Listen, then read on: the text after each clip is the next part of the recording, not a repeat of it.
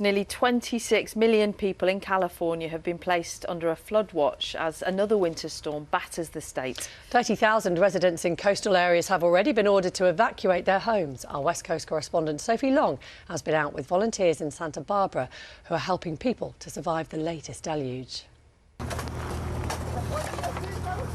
Frantic efforts to protect homes from further flooding.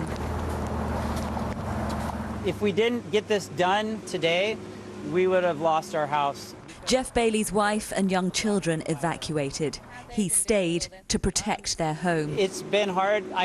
My wife has been bringing them over up at the top of the hill, and I've been giving them hugs and kisses and telling how much I love them. But we'll have to process it. Sorry, it's the first time we've become emotional. So yeah, we're safe. We're surviving, and we'll just keep going forward. Across California, after 3 weeks of almost continuous catastrophic downpours, rain is the last thing people here need, and yet it keeps coming. Widespread flooding is getting worse, and roads are disintegrating.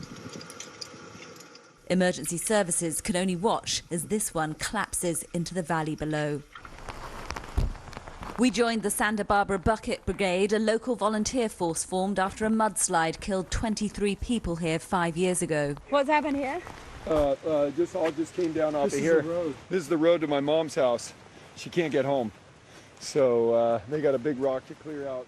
All hands are on what's become a treacherous and slippery deck. I'm not worried about our house. It's not going to go anywhere, and it's safe. And it's just everybody else and all the, if we don't protect the road, we're gonna lose more of the road here. People can't get out. You can see the impact of the heavy deluges here. This road has been completely cut off. People cannot access their homes.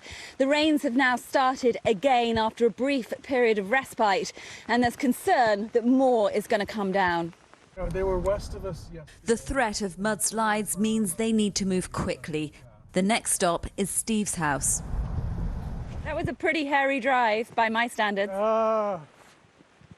So this tree I planted 26 years ago, it was this tall.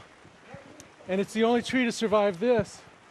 The whole thing just slid down, so it's about 200 feet wide. You kind of get overwhelmed with a series of emotional things which go from hope to pride to fear to, despair to all of that stuff. But at the end of the day, we're a resilient lot up here, and we know what to do. So this is what we're doing today. A saturated California can only wait to see what the next storm brings. Sophie Long, BBC News, Santa Barbara.